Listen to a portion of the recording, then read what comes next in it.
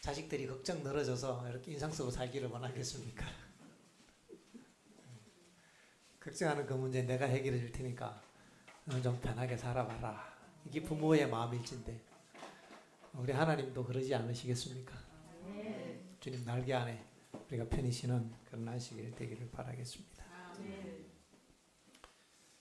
소리가 잘 괜찮습니까? 네. 예수님의 제자들 가운데 이자 제자들도 많이 있었습니다. 그 중에 제일 날씬한 제자가 있는데요. 이름이 마르다입니다. 그분이 왜 마르다인지 하면요. 그분은 굉장히 틀림없이 말랐을 거예요. 이게 보세요. 예수님을 자기 집으로 영접을 했습니다. 좋잖아요. 좋은 일을 한 거예요. 당연히 예수님 영접해야지요. 근데 예수님이 오니까 마르다는 예수님에게 집중하는 게 아니라 다른 준비에 집중합니다. 신경 쓸 게 너무나 많아요. 물론 예수님의 관심이 없었던 건 아닙니다. 예수님도 챙겨야 되고 말씀도 들어야 되고 청소도 해야 되고 음식도 준비해야 되고 신경 쓸 게 너무너무 많아요. 살이 찔까요 말을까요? 쩔 여가가 없는 것입니다. 그래서 야 이름을 기가 막히게 지었다.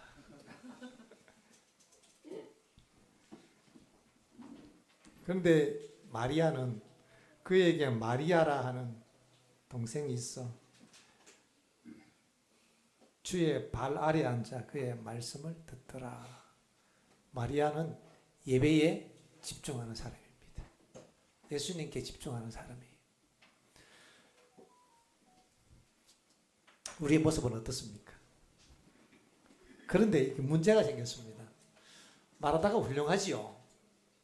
뭐 마르다라고 예배만 드리고 싶고 말씀만 집중하고 싶지 않겠습니까? 그러나 이 한 몸 희생해서 가족들을 먹여 살려야 되고 이 한 몸 좀 희생해서 예수님 접대하는 거잖아요. 근데 거기서 끝나야 되는데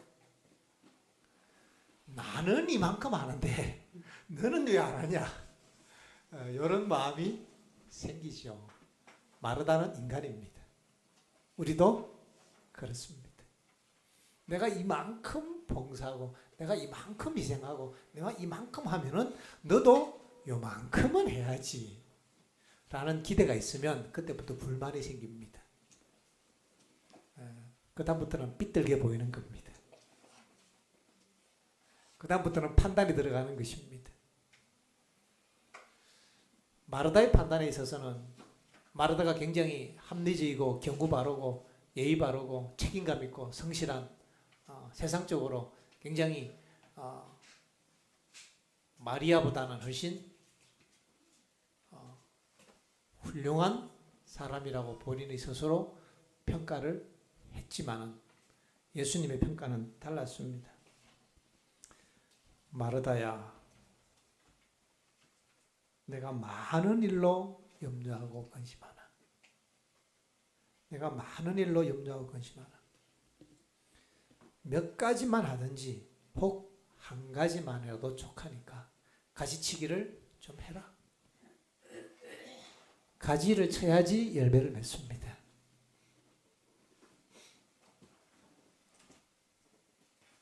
막 과수 농사 하시는 분들은 아시죠? 우리 최재한 집사님 잘 아시죠? 가지치기 안 하면 열매를 제대로 맺을까요? 망하는 길입니다. 우리가 본질에 집중하기 위한 가지치기를 좀 해야 합니다. 모든 가지 다 데리고 갈 수는 없습니다. 우리가 모두 다 예수님을 우리 삶에 영접하고 우리가 예배 앞으로 가는 것을 우리의 삶의 가장 우선순위에 두고 있습니다. 그러나 현실은 한국재림교회에 많은 마르다들이 안식일날 예배에 집중하기 어렵습니다. 왜요? 준비해야 될 게 너무 많거든요. 예수님께서 원하시는 것은 하지 말라는 게 아닙니다. 한 가지라도 좋으니까 너무 잘하려고 애쓰지 말고 그게 본질이 아니니까 좀 못해도 괜찮으니까. 내가 좀 못했다고 다른 사람이 나에게 어떻게 얘기하든 무시하고 살아가는 건 아니지만은 본질에 집중하자는 얘기입니다.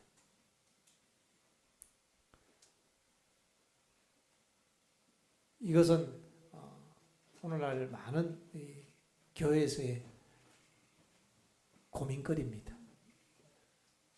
우리 꽃내심터 교회에서는 이 문제를 마리아의 방법으로 잘 극복했으면 좋겠습니다. 예수님 초청해놓고 예배드리는데 거기에 집중 못하고 우리의 다른 준비에 우리의 마음이 분주하다면 주님께서는 그렇게 말씀하십니다. 한 가지라도 좋으니까 마르다처럼 예배에 집중하고 나에게 좀 집중해줘라. 이 좋은 편을 택하였으니 빼앗기지 아니하리라. 음식뿐만 아니라 모든 문제에 있어서 또 예배뿐만 아니라 우리의 삶에 있어서도 여러 가지 가지치기를 좀 해서 우리의 삶에 예수님을 좀 집중할 수 있는 그런 선택이 필요하다고 생각합니다. 모든 일에 다 잘할 수는 없습니다. 모든 일을 대충 하자는 건 아닙니다.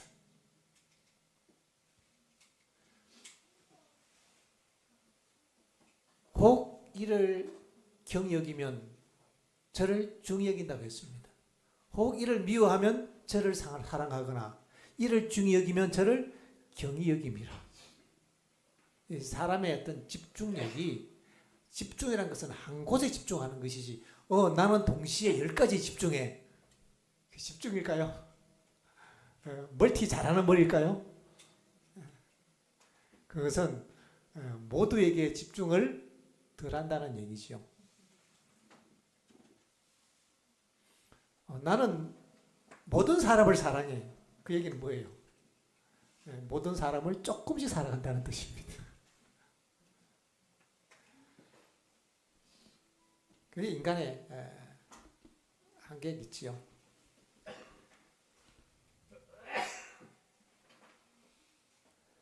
우리가 예수님을 섬기는 데 있어서도 예수님께 집중해야 합니다. 예수님 믿는데 다른 데 우리가 자꾸 이렇게 우리의 시선과 관심이 분산되는 경우가 참 많이 있습니다.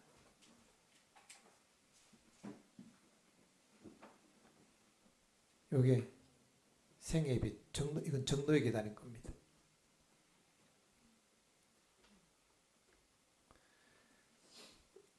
아마 여러 번 보셨던 말씀인데요. 우리의 마음이 자신에 대하여서만 생각할 때에는 자기 자신에 대해서 자꾸 생각을 하지요. 자기 성찰을 하잖아요. 내 부족한 모습, 내 연약한 모습, 내 죄악된 모습을 우리는 생각 안 하고 싶어도 생각이 나고 특히 주님 앞에 나올 때는 더 생각납니다. 그런데 자기 자신에 대해서만 생각할 때에는 우리는 힘과 생명의 근원 되시는 그리스도에게서 떠나게 된다.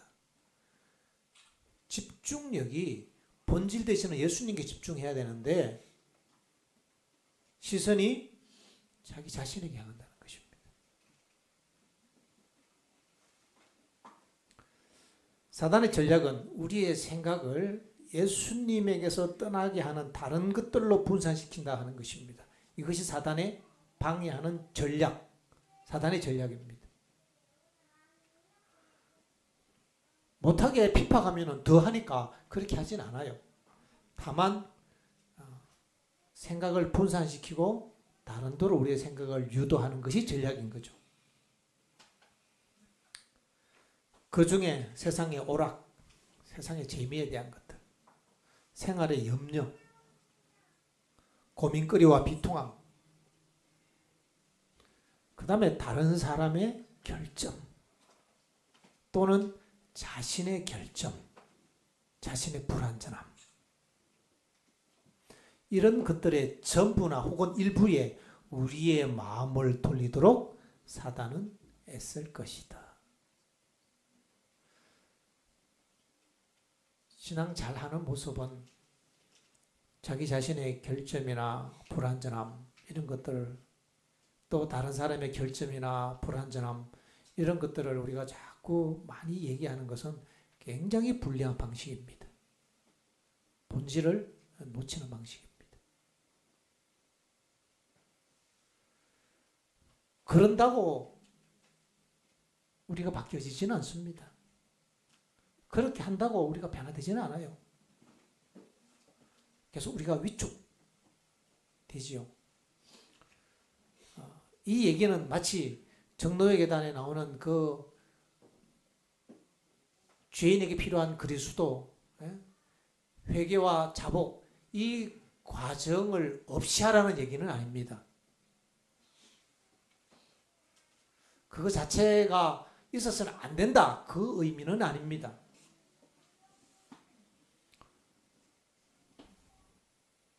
우리의 신앙의 모습은 정노의 계단으로 친다면 한 번에 단번에 주신 구원의 믿음의 도를 따라서 1장부터 13장까지 뛰어가야 하는 겁니다.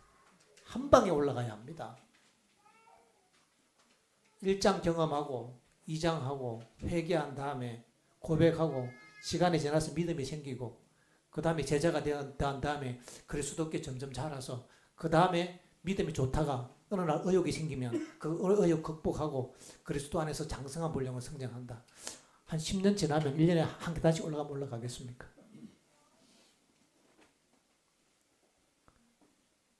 이것은 이 개인의 경험에서 다양한 측면들을 또 그 디테일한 과정들을 설명한 것이지만은 물론 큰 틀에서 그런 계단의 경험이 있을 수도 있습니다. 그렇다고 우리가 그 틀에 갇힐 이유가 전혀 없고 우리는 한 방에 13장까지 하루 저녁에 회개에 거듭남까지 13장까지 그리스도 안에서 기뻐함까지 단번에 주신 구원의 경험으로 들어갈 특권이 우리에게 있습니다.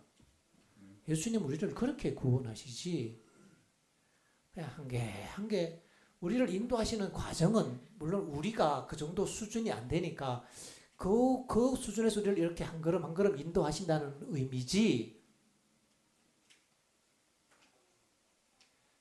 그래서 여기 보면 우리가 다른 사람의 결점이나 자신의 결점과 불완전함 또 우리의 어떤 이 생활의 염려와 우리의 삶의 문제들, 갈등들, 고민들 왜 없겠습니까?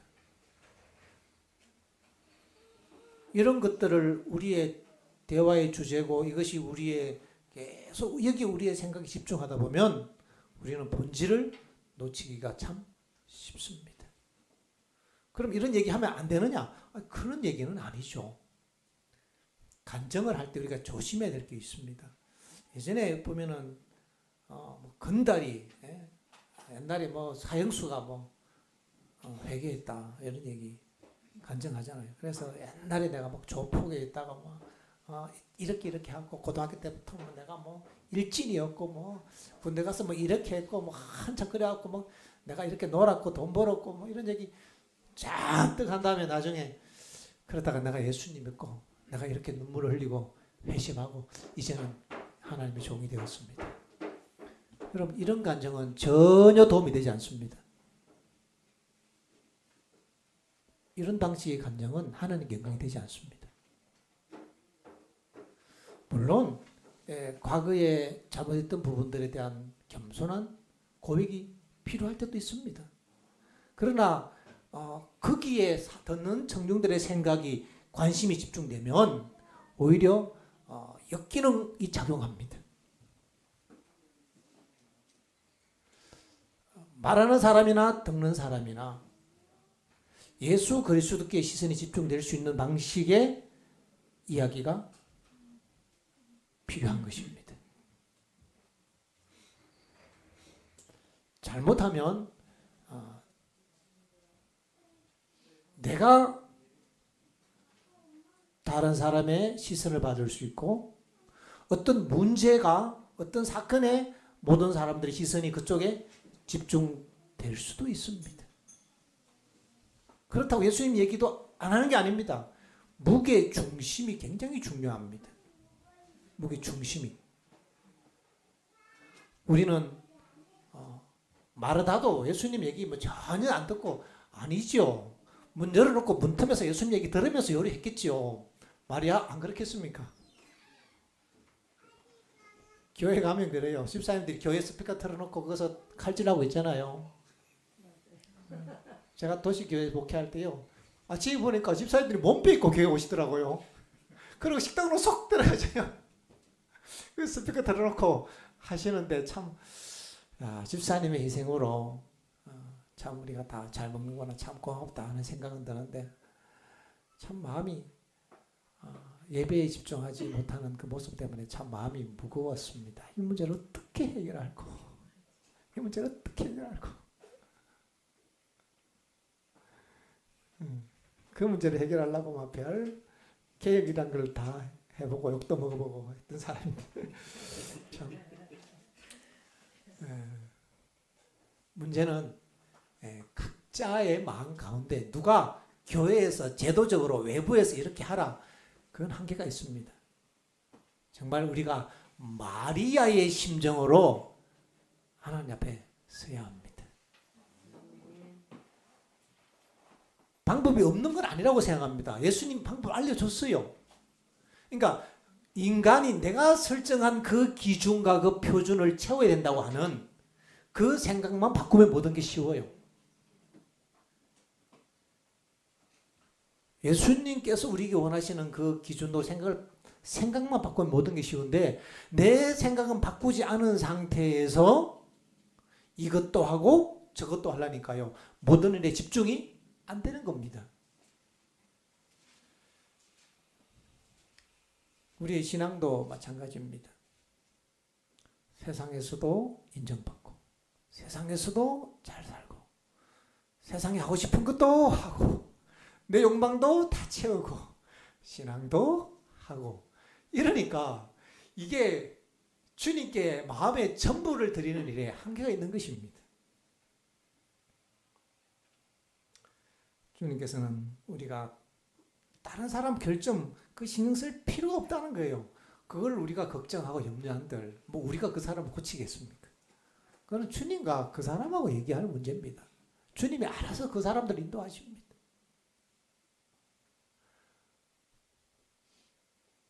오늘 교가에 극상품 포도를 갖다 심었더니 들포도를 맺히는 그 모습을 보면서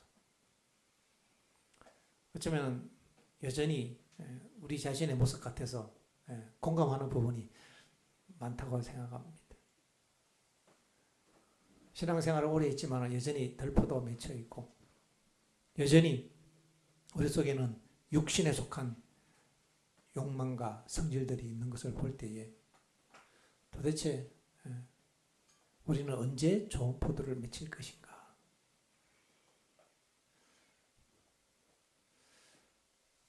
안 믿는 사람도 그렇고 믿는 사람도 그렇다면 도대체 희망은 어디에 있으며 구원받는 사람은 도대체 어떤 포인트에서 뭘 어떻게 했기에 구원을 받는가? 이걸 좀 더 보고 이야기를 하겠습니다. 그의 관계에 빠지지 말라. 사단은 참으로 양심대로 살려고 하고 하나님을 위하여 살고자 하는 많은 사람으로 하여금 저희의 결정과 약점을 생각하게 하므로 저희를 그리스도에게서 떠나게 하여서 자기가 승리를 얻으려고 한다. 이게 정노의 계단 72페이지입니다. 책이 찢어져서 제가 이 유리 테이프를 붙였습니다. 우리는 우리 자신을 중심으로 삼지 말고 또 구원을 얻을까 못 얻을까 대하여 걱정과 염려를 하지 말 것이다. 구원에 대해서 관심 끄라 이 얘기가 아니에요. 난 구원 받든 못 받든 건 상관없어. 이런 얘기가 아니죠. 이 맥락의 얘기가. 내가 근심하고 염려한다고 그 염려와 근심이 내 키를 한 자나 더 크게 하는 것도 아니고 구원해 주는 문제도 아닙니다. 왜냐하면 구원의 문제와 생존의 문제는 믿음의 문제이지 염려와 근심의 문제가 아니기 때문에 그렇습니다. 이러한 염려는 사람을 우리의 힘에 거는 되시는 자에게서 떠나게 하는 것이다. 그대의 영혼을 하나님의 보호에 맡기고 신뢰하라. 염려의 문제와 마찬가지로 우리의 성품의 문제도 마찬가지입니다. 원리는 똑같습니다. 원리는 하나입니다.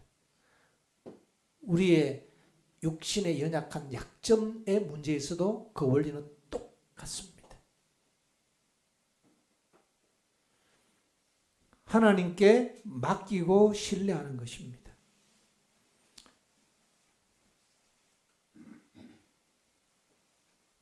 예수에 대하여 이야기하고 생각하자. 우리의 전략의 핵심은 예수 그리스도이십니다. 내 품성의 결함들을 우리가 아무리 얘기한들 고치시는 게 아니죠. 어쩌면 슬퍼하고 우리가 다른 사람의 위로와 격려와 동정을 받을 수는 있을지 몰라요. 그러나 우리에게 필요한 것은 그런 과정이 아니라 하나님께 대한 전적인 신뢰와 믿음의 과정인 것입니다. 우리는 그 본질을 붙들어야 합니다. 그를 생각하는 가운데 자신을 잊어버리라. 자신을 잊어버리래요. 내가 좀 부족해도 그거 생각하지 말고 잊어버리라는 얘기입니다. 내 품성이 좀 온전치 못하고 내가 극복하지 못하고 해결하지 못한 문제가 있는데 내가 구원을 받을 수 있을까? 이거 어떻게 해야지? 내 삶에 염려가 문제가 있지요. 갈등이 있지요. 어려움이 있지요. 근데 거기에 집중하고 거기에 신경을 쓰다 보면 우리가 예수님에게서 시선을 놓칠 수 있다는 얘기입니다. 그런다고 해결되는 것도 아니다는 얘기입니다. 그렇다고. 그러니 자신을 잊어버리고 주님께 내어 맡기는 그 신뢰가 구원의 핵심 이치입니다. 너희가 돌이켜 안전히 처하여야 구원을 얻을 것이고 잠잠히 신뢰하여야 힘을 얻을 것이거늘 이사야 30장 15절에 나오는 말씀이죠. 모든 의욕을 버리고 공포심을 없이 하여 버리라. 바울과 같이 내가 산 것이 아니오 오직 내 안에 그리스도께서 사신 것이라. 나는 죽은 것입니다. 살아있어도 신경 끄면 죽은 겁니다.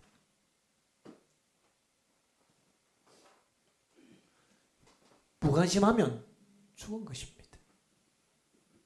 죽이는 방법은 죽여서 죽는 게 아니고 관심 끄면 없어지는 거지요.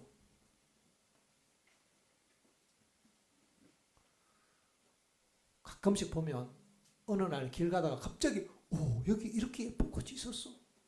아니 그동안 수없이 지나다니도 수없이 봤는데 그게 눈에 들어오지 않았는데 어느 날 이게 눈에 들어올 때 그 꽃은 나에게 의미 있는 꽃이 되잖아요. 내가 관심이 없으면 그게 그 자리에 있었어도 없었어도 나랑 별 관계가 없었습니다. 우리의 문제를 어떻게 해결할까요? 관심의 문제와 시선의 문제인 것입니다.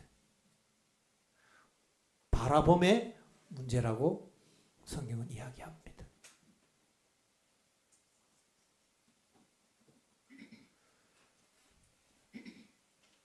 열매 없는 우리 자신의 모습 실망스럽죠. 그래서 열매를 맺으라고 하니까 열매를 맺기 위해서 우리는 굉장히 노력을 해야 된다고 생각합니다. 당연히 노력을 해야지요. 노력 없이 되는 일이 무엇이 있겠습니까? 천국은 침노하는 자의 것이라고 했는데요. 그런데 그 노력의 방향이 어디다가 힘을 주는 노력인지가 중요하다는 겁니다. 열매 맺기 위한 노력이 아니고 자신을 잊어버리고 거기에 생각을 끄고 스위치 하나를 내리고 예수님을 향한 스위치를 올리는 노력이 우리에게 필요한 것이지, 다른 사람의 결점, 나의 결점, 여러 가지 온갖 문제들, 고민들, 그 문제를 갖고 씨름하면서 하나님 이것 좀 해결해 주십시오. 이것 좀 해결해 주십시오. 이런 방식의 씨름이 물론 각자의 그 위치와 믿음의 분량에 따라 뭐 잘못됐다 뭐 이런 의미보다, 틀렸다 이런 의미보다 거기서 머물면 해결이 안 된다는 것입니다. 우리는 그 과정을 빨리 지나야 하는 겁니다. 그럼 그 과정을 지난다는 의미가 뭔가? 세월 속에서 몇십 년 뒤에 지나는 것이 아니라 단번에 주신 믿음의 도를 가지고 은혜의 보좌 앞에 담대히 나가야 한다는 얘기죠. 주님 앞에 그것을 온전히 내려맡기고, 하나님 잘 되든 안 되든 내 뜻대로 되든 안 되든 무슨 상관입니까? 주님 뜻으로 되면 됩니다. 라고 주님께 온전히 맡기고 포기하는 것은 죽은 겁니다. 살려고 하면 포기가 안 돼요. 그러나 죽으려고 해야지 사는 것입니다.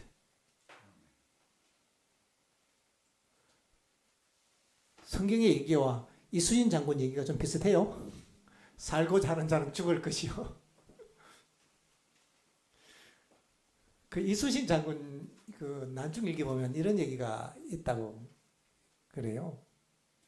밤에 신인이 나타나서 자기에게 꿈에 내일 전쟁할 때 이런 병법 쓰면은 니들은 망하고 이런 병법 쓰면 이긴다. 그래서 신인이 알려준 병법 따라 해서 이겼다. 이런 기록이 있어요. 실제로 있어요. 몇 건이 기록되어 있습니다. 그래서 결해서 그럼 이순희 장군이 구원받는다는 얘기냐? 모르지요. 지금 그 얘기를 하는 게 아닙니다. 그냥 무슨 뭐 그런 일이 있었다더라. 그 정도로 그냥 지나가는 말로 말씀을 드리는 건데, 핵심은 어쨌든 그 사람의 마인드가 뭔가 하면 죽고자 하면은 이기고 살고자 하면 죽는다. 영적 전쟁에서도 똑같다는 것입니다. 내가 죽는다는 얘기는 목숨을 끊을 수는 없잖아요. 그러면 죽으면서 살인을 하는 거거든요. 그게 연애신의 설명이에요. 그럼 어떻게 하냐 이거예요. 사도 바울이 내가 이 육신을 떠나서 있는 게 더 좋다 뭐 이런 얘기 사도 바울이 많이 합니다. 그 얘기는 스위치를 내린다는 얘기입니다. 꼭 이 문제가 해결될 필요가 있나요? 우리는 그 문제가 해결되기 위해서 애를 쓰고 기도하지 않습니까? 왜 그 문제 꼭 그렇게 해결돼야 되죠? 어떤 주제를 놓고 기도합니다. 하나님 이것 좀 도와주십시오. 왜 그걸 하나님이 꼭 그렇게 도와주셔야 되죠? 그걸 가지고 기도하고 다 보면 이게 애를 써야 합니다. 기도하는 게 피곤해요. 눈물은 나는데 마음이 힘이 없어요. 간절함은 있는데요. 평안은 없습니다. 그런 기도 해보신 적 있으시죠? 저도 있습니다. 왜 그 문제가 해결되어야 되며 왜 그것이 꼭 그렇게 응답되어야 하냐고요. 하나님께서 그렇게 되는 것이 하나님 뜻이라고 계시를 준 것도 아니고 그것은 우리의 바람인 것입니다. 살고자 하는 것입니다. 그것조차 하나님께 내어 맡기고 주님 제가 이런 걸 원하고 내가 이렇게 되고 싶은데 그러나 이것까지 주님 앞에 내려놓으니까 주님께서 되고 안 되고는 중요한 게 아니고 문제가 해결되고 안 되고는 중요한 게 아니니까 하나님 알아서 좀 해주십시오. 저는 이제 맡겼으니까 내 할 일 다 했습니다. 하나님을 신뢰하고 잠잠히 기다리는 것이 우리가 할 일을 다 하는 겁니다. 기도하고 맡기는 것이 우리가 하는 일 다 하는 것이 않습니까? 왜 기도가 피곤할까? 가만히 생각해 보니까 그 기도를 이루어지게 하기 위해서 애를 쓰고 하나님을 설득하기 위해서 노력을 하다 보니까요, 이게 힘든 거예요. 하나님 설득시키려고. 하나님 설득시킨 사람도 있어요. 그래갖고 애를 써갖고 그걸 근거로 히스기야 봐라 막 울고불고 했더니 하나님이 마음을 돌이게 하고 15년 더 살게 해줬으니까 하나님 나도 15년 더 살게 해주십시오. 우리는 그거 하고 싶은 거예요. 그게.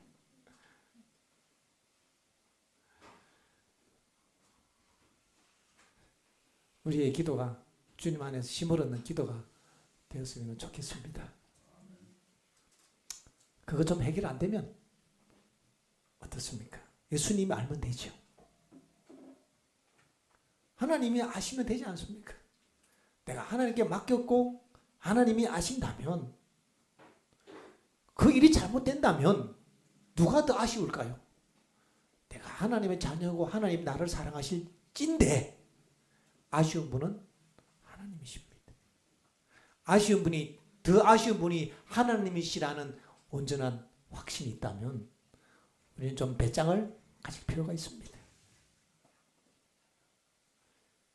예수님을 믿는다는 것이 무엇일까요?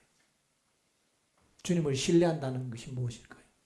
주님께 맡긴다는 것이 무엇일까요?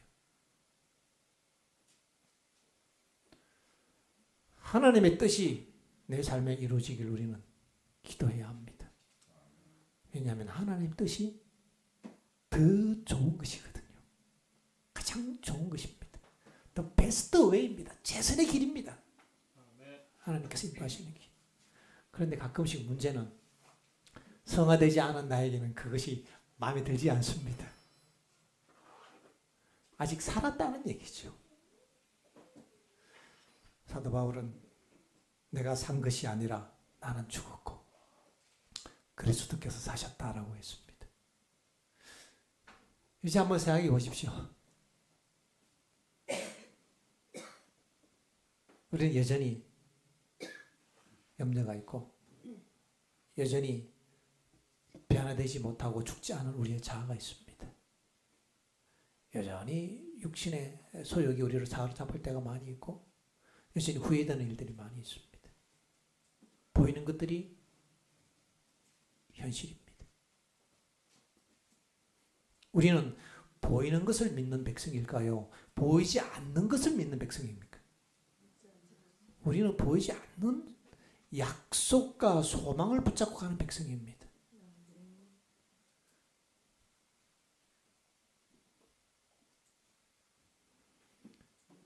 (38년) 동안 걷지 못했던 중풍병자 이야기.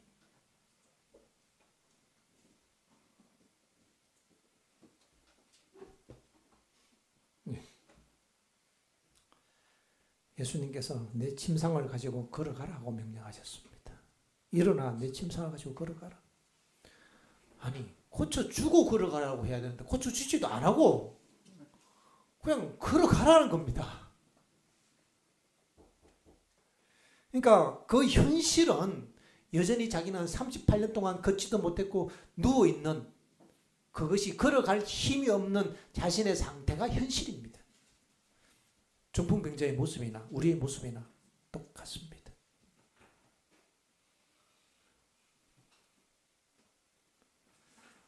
그 병자는 주여 당신이 만일 나를 낫게 하여 주시면 내가 당신의 말씀을 순종해서 걸어가겠습니다 라고 말할 수도 있었던 것이다. 그러나 그러지 아니하고 그는 그리스도의 말씀을 믿었으니 곧 낫지 않았는데 나은 줄로 인정하고 나은 줄로 그렇게 보이지 않는 것, 현실이 아닌 것, 약속을 인정하고 붙들고 그리고는 즉시 일어나서 걸으려고 걸어가니까 걸어섰더라. 그 얘기 말씀에서 하고 있습니다. 이와 같은 모양으로 그대들도 죄인이다. 스스로 과거의 죄를 속할 수도 없고 자기의 마음을 고칠 수도 없고 자신을 성결케 할 수도 없는 것이다.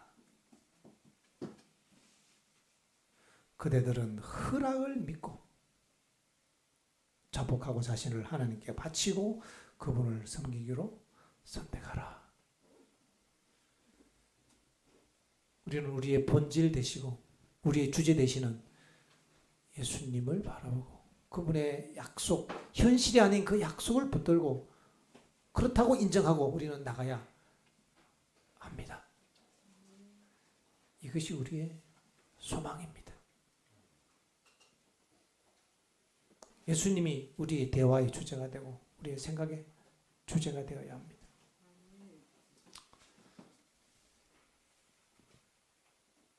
떨칠래야 떨쳐버릴 수 없었던 죄의 그 끈질긴 족쇄마저도 예수님이 풀어주셔야 풀리는 겁니다.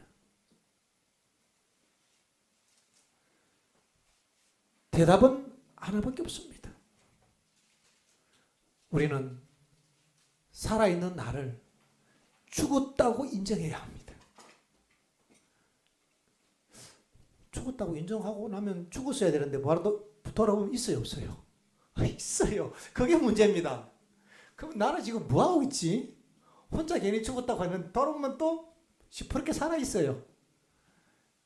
그 관심을 끄는 겁니다. 하나님, 이런 저를 부인하고 저는 예수님을 선택할 수밖에 없습니다. 오늘 우리는 하나님의 말씀을 읽으면서 예수님을 바라봅니다. 우리의 현실, 우리는 이 시간에 우리가 부정할 수 있습니다. 준비되지 못했고 변화되지 못했고 오랜 신앙했지만 별로 더 나아지지 않은 우리의 자신 때문에 실망할 수도 있습니다.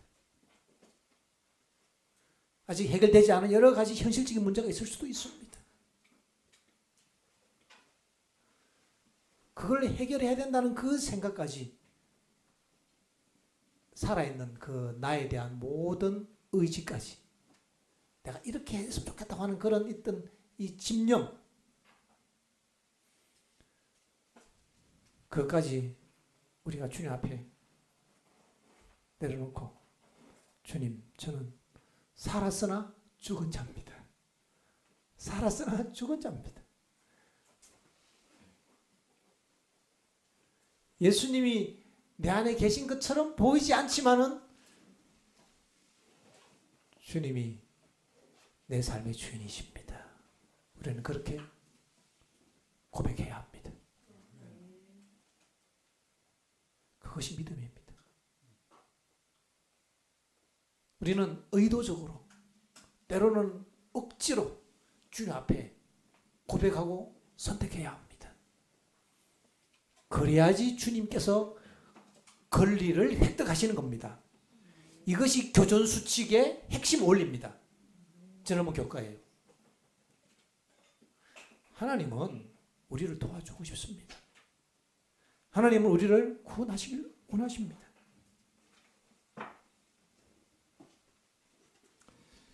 디모데전서 2장 5절입니다. 2장 4절입니다. 하나님은 모든 사람이 구원을 받으며 진리에 이르기를 원하시노니 하나님은 한 사람도 없이 다 구원받기를 원하십니다. 6절 그가 모든 사람을 위하여 자기 속전을 주셨으니 예수님의 속전은 우리 모두를 위한 것입니다. 이미 우리 모두를 위한 속전이 지불되었습니다. 여전히 부족한 우리의 허물을 위한 속전이 다 지불되었다는 얘기입니다. 그러나 왜 하나님께서는 모든 사람을 구원하시지 못하실까요? 모든 사람의 죄를 다 용서하지 못하실까요? 그것은 우주의 공의 앞에 세워진 교전 수칙 때문에 그렇습니다. 그게 뭐냐? 인간에게 부여하신 선택의 자유입니다. 의지의 자유라는 겁니다. 우리가 주님께 권리를 드려야 합니다. 내가 죄를 좋아해도 괜찮습니다. 우리 원래 그랬습니다. 원래 그렇게 살았잖아요. 우리가 그렇게 살 때 주님께서 우리를 위해 돌아가신 거 아니에요? 또 여기서 또 이상한 교리를 만들어갖고 죄를 좋아해도 된다더라 뭐 이러면 이제 막 하자는 거죠. 그런 지지 얘기가 아니고 절망으로 갈 필요가 없다 이 말입니다. 우리는 죄인으로 태어나서 죄를 좋아합니다. 아니 죄를 좋아하면 죄가 싫어지지 않으면 우리는 예수님을 선택할 수 없나요? 싫어지기까지 내가 예수님을 선택할 수 없다면 우리는 구원받을 수 없습니다. 혹시 다른 길이 있습니까? 내가 죄가 싫어지면 그때 비로소 나는 거듭났고 내가 죄를 싫어졌기 때문에 내가 변화된 이런 모습 때문에 하늘 간다고 한다면 저는 자신이 없습니다. 저는 소망이 없습니다. 여러분 혹시 어디에 소망이 있습니까? 좀 알려주십시오. 저는 소망이 없습니다. 그러면.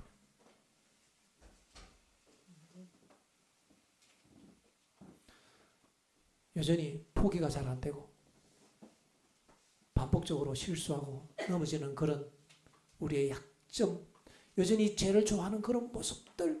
그럼 도대체 언제까지 그럼 그렇게 살면서 그 수준으로 살 것이냐? 굉장히 중요한 포인트입니다. 계속 요 수준으로 나는 죄를 좋아하지만 주님이 나를 구원해 주실까? 요 수준으로 가자는 얘기는 아닙니다. 그러나 이 중요한 원리는 우리의 삶에 매번 적용되어야 할 중요한 구원의 이치라는 것을 꼭 기억하셔야 합니다. 내가 어느 계단에 이르렀든지 반드시 그리스도의 의의 공도를 붙잡는 그 과정은 빠지는 부분이 없습니다. 때로는 그리스도의 임재가 충만해서 죄의 욕망이 다 소멸되고 내 안에 그리스도의 겸손과 은혜가 충만할 때가 있어요. 없는 게 아닙니다. 그런 경험을 또 어느 정도 충만하게 살아가는 사람들도 있습니다. 그걸 우리는 지향하고 우리는 목표하는 것이요. 그러나 그런 사람들조차도 자아와의 싸움에서 면제된 것은 아닙니다. 그것이 영감의 말씀이지 않습니까? 그래서 우리는 영적 싸움에 있어서 예수 그리스도가 권리를 획득하실 수 있도록 주님께 부르짖어야 합니다. 우리 모습 그대로 하나님, 내 삶의 권리를, 내 영혼의 권리를 주님께 드립니다. 내가 비록 죄를 좋아해도 주님 이거 어떻게 합니까 이거예요. 그래도 나는 예수 그리스도를 나의 구주로 제가 선택합니다. 우리는 억지로라도 하늘을 향하여 우리의 얼굴을 두고 그렇게 부르짖어야 합니다. 그리고 그 약속을 우리는 붙들어야 하는 것입니다. 낫지 않았어도 걷게 하시는 능력이 그 말씀 속에 있다는 것을 우리가 믿음으로 나가야 합니다. 이것이 우리의 유일한 소망이라고 말씀은 우리에게 지적해 주고 있습니다. 주님께서는 우리를 축복해 주고 싶어 하십니다. 우리를 도와주고 싶어 하시고요. 우리를 구원하기를 원하십니다. 주님이 우리를 구원하기를 원하십니다. 주님께서 우리를 다 구원하실 수 있도록, 우리를 주님께서 마음껏 도와주실 수 있도록, 주님께서 우리를 마음껏 용서하시고 우리의 죄를 씻어줄 수 있도록 주님께 권리를 다 드리시게 되길 바랍니다. 이것이 영적 싸움의 가장 중요한, 가장 가운데 있는 핵심 열쇠입니다.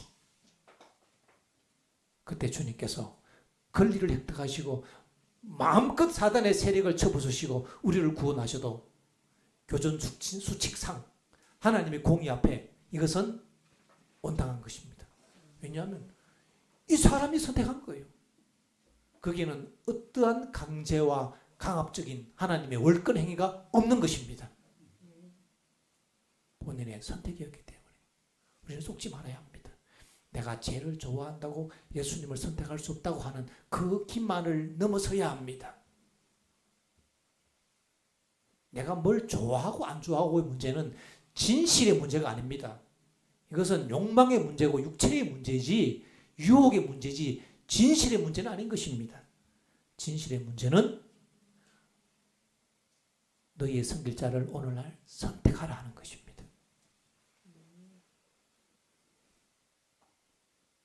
그 선택하는 힘을 회복시켜야 합니다. 반복적인 훈련을 통해서 우리의 의지가 예수님을 선택하는 그 선택할 수 있는 자유를 선택할 수 있는 진리를 선택할 수 있는 그 힘이 연단되고 강화되어야 하는 것입니다. 그 힘이 뭐냐? 그 힘이 품성이에요. 품성은 의지력과 자제력으로 구성된다 그랬잖아요.